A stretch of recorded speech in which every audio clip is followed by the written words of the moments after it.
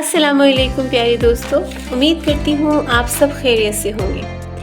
دوستو، آج جو خوبصورت واقعہ میں آپ کے گوش گزار کروں گی وہ اسلام میں عاجزی اور انکساری کی اہمیت کو واضح کرتا ہے۔ حضرت نظام الدین اولیاء بیان فرماتے ہیں کہ اجودن کے قریب ایک ملا صاحب رہتے تھے جنہیں اپنے علم پر بہت ناز تھا، اور وہ اکثر بابا فرید رحمۃ اللہ علیہ کی مجلس میں اپنی عملیت کے قصے سناتے جنہیں آپ بڑی دلچسپی سے سنتے۔ لوگوں کو ملا صاحب کا انداز بہت برا لگتا، لیکن وہ احتراماً خاموش رہتے۔ ایک بار آپ نے پوچھا، مولانا اسلام کے کتنے رکن ہیں؟ ملا صاحب بولے، شیخ کیا آپ نہیں جانتے؟ توحید، نماز، روزہ، زکوٰۃ اور حج۔ آپ مسکرائے اور فرمایا، مولانا میں نے تو سنا ہے اسلام کا چھٹا رکن بھی ہے اور وہ رکن روٹی ہے۔ مولانا صاحب ایک دم بھڑک اٹھے اور کہا، آپ نے بالکل غلط سنا ہے۔ آپ نے تحمل سے مولانا کو سنا اور کہا، میں نے تو معتبر اہل علم سے سنا ہے۔ یہ سن کر مولانا صاحب اٹھ کھڑے ہوئے اور قرآن مجید کی وہ آیت تلاوت فرمائی کہ جس کا ترجمہ ہے کہ نصیحت کرنے کے بعد ظالم قوم کے پاس مت بیٹھ جایا کرو، لہٰذا میں چلتا ہوں۔ بابا فرید بھی کھڑے ہو گئے اور محبت سے ملا صاحب کا ہاتھ پکڑا اور فرمایا، مولانا اختلاف رائے اپنی جگہ، لیکن ہم سے ناراض ہو کے تو نہ جائیے۔ لیکن ملا صاحب نے اپنا ہاتھ چھڑایا اور غصے میں وہاں سے چلے گئے۔ اس کے بعد ملا صاحب نے حج کا ارادہ فرمایا اور وہ حج کرنے کے لیے چلے گئے اور 7 سال تک مکہ اور مدینہ میں قیام کیا۔ پھر وطن واپسی کے لیے روانہ ہو گئے۔ واپسی کے سفر میں سمندر میں بہت سخت طوفان آیا اور ملا صاحب کسی تختے پہ تیرتے ہوئے ایک جزیرے تک جا پہنچے۔ جزیرہ جہاں نہ صاف پانی، نہ گھاس، نہ ہی کھانے کو کچھ اور۔ 3 دن بھوکے ہی گزر گئے۔ ایک غار میں بیٹھے اللہ سے دعا کرتے رہے کہ یا اللہ مجھے اس عذاب سے نکال دے۔ 3 دن بعد ایک شخص نمودار ہوا اور وہ بولا، مجھ سے روٹی خرید لو۔ ملا صاحب نے اسے اپنے پاس بلایا اور اپنی کہانی سنائی اور اس شخص کو بتایا کہ میرے پاس تو پیسے نہیں ہیں روٹی کے، تم مجھے مفت ہی روٹی دے دو۔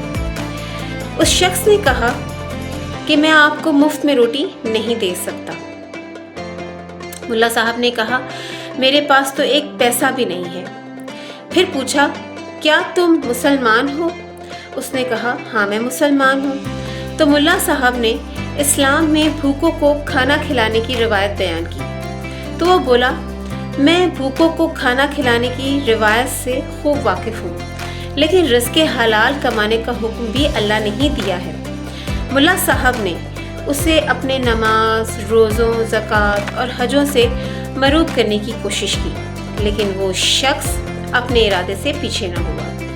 آخر بولا، میں آپ پر رحم کھاتا ہوں، آپ ایسا کریں اپنے 7 حجوں کا ثواب مجھے دے دیں، میں آپ کو روٹی کھلا دیتا ہوں۔ ملا صاحب نے سوچا کہ زبانی ثواب دینے سے کیا ہوگا، چلو میں اپنے 7 حجوں کا ثواب تمہیں دے دیتا ہوں۔ ملا صاحب نے روٹی کھائی تو جان میں جان آئی۔ اسے پوچھا، تم کہاں رہتے ہو؟ نزدیک کوئی آبادی ہے؟ اس نے برتن اٹھائے اور غار سے نکل گیا۔ ملا صاحب اس کے پیچھے گئے مگر وہ غائب ہو گیا۔ 3 دن بعد ملا صاحب کی طبیعت بھوک سے پھر خراب ہونے لگی تو وہ شخص پھر نمودار ہوا اور اس بار ملا صاحب کے روزوں کا ثواب لے کر چلتا بنا۔ پھر 3 دن بعد نماز اور پھر ایسے ہی 3 دن بعد زکوٰۃ کا ثواب بھی لے لیا۔ پھر 3 دن بعد وہ شخص دوبارہ نمودار ہوا تو ملا صاحب رونے لگے اور اس کو کہا، اب میرے پاس تمہیں دینے کے لیے کچھ بھی نہیں ہے۔ اس شخص نے کہا، آپ بس اتنا کر دیں کہ یہ سب مجھے تحریری طور پر لکھ کر دے دیں۔ ملا صاحب نے کاغذ پر سب کچھ اس کو لکھ کر دے دیا۔ اس شخص نے ان کو روٹی دے دی۔ ملا صاحب روٹی کھاتے ہوئے سوچ رہے تھے کہ 3 دن بعد گزارا کیسے ہوگا، اس لیے آج اس کا پیچھا کروں گا۔ ملا صاحب اس کے پیچھے چل پڑے مگر آگے جا کر وہ شخص غائب ہو گیا۔ سمندر تک پہنچ گئے اور سانس لینے کے لیے بیٹھ گئے۔ اتفاق سے ایک جہاز वहाँ से गुजर रहा था, मुल्ला साहब ने जहाज़ वालों को अपनी मौजूदगी का एहसास दिलाने के लिए अपनी कमीज़ उतार दी और चिल्लाने लगे, जिससे जहाज़ वालों की नज़र इन पर पड़ गई और उन्होंने मुल्ला साहब को जहाज़ में सवार कर लिया। जहाज़ वालों ने मुल्ला साहब की खूब खिदमत की और वो बखैरियत अपने घर पहुँच गए। कुछ दिन बाद वो अपनी इबादत और रियाजत का हाल सुनाने बाबा फरीद की खानकाह पहुँचे। बाबा फरीद ने उनका इस्तकबाल किया और फरमाया, मुल्ला साहब आप बहुत अरसे बाद तशरीफ़ लाए। तो मुल्ला साहब खुश्क लहजे में बोले, मैं यहाँ होता तो आता ना, मैं तो हज करने गया था, 7 साल मक्का मदीना में रहा, अब वापस आया हूँ। आपने खुश अखलाकी से फरमाया, आप तो वाकई ही खुशकिस्मत हैं। मौलाना साहब अब तो आप हमसे नाराज़ नहीं हैं ना? 7 साल हो गए, आप एक छोटी सी बात पर नाराज़ हो गए थे। मुल्ला साहब बाबा फरीद की आजिज़ी से और मगरूर हो गए। मुझे तो याद नहीं, आप शायद याद दिलाएं तो कुछ याद आ जाए। आपने फरमाया, इस्लाम का छोटा रुकन रोटी है और आप हमें जालिम करार देकर चले गए थे। ये बात सुनकर फिर भी खैर छोड़िए, इस बात को याद करने से क्या फ़ायदा। खैर मुल्ला साहब ने तंज़िया अंदाज में जवाब दिया और बोले, दरवेश अपनी कम अक्ली के बायस अक्सर ऐसी बात कर देते हैं, इस्लाम का कोई छठा रुकन नहीं है। आपने फरमाया, मैं कम इल्म हूँ लेकिन मैंने ये बात लिखी हुई देखी है। फिर आपने हाज़रीन से फरमाया कि मैं एक किताब आपके सामने रखता हूँ जिसमें ये तहरीर मैंने खुद लिखी हुई पढ़ी है।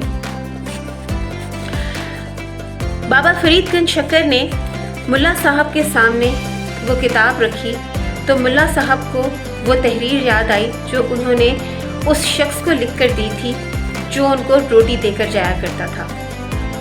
मौलाना साहब कुछ लम्हे हैरत ज़दा हो गए और सकूत के आलम में बैठे रहे और फिर उनको याद आया कि ये सब तो मैंने ही लिखा था और वो शख्स जो मुझे रोटी देने के लिए आया करता था असल में वो हज़रत बाबा फरीद गंज शक्कर ही थे। आपने फरमाया, मुझे आपसे कोई शिकायत नहीं, एक मामूली इख्तलाफ था वो दूर हो गया, लेकिन मुल्ला साहब मुसलसल हज़रत बाबा फरीद गंज शक्कर से माफ़ी मांगते रहे और आपके मुरीद हो गए। मुरीद होने के बाद आपको फिर दोबारा कभी किसी ने कोई बात करते हुए नहीं सुना, मगर जब तक आप जिंदा रहे रोते ही रहे। दोस्तों, इस बात से अंदाज़ा होता है कि कभी भी आलमे दीन को या हमें ख़ुद को अपनी अक्ल और शऊर पर और इस्लाम के हवाले से अपनी मालूमात पर हद से ज़्यादा गरूर या मान नहीं करना चाहिए।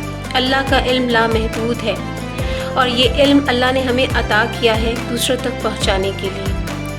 सो इसे खुश असलूबी से और प्यार और मोहब्बत से खुश अखलाक़ी के साथ दूसरों तक मुंतकिल करने की कोशिश करनी चाहिए, ना कि रोब और अपनी अक्ल और दानिश का रोब झाड़ते हुए। उम्मीद करती हूँ आज का ये खूबसूरत वाक़या आपको पसंद आया होगा।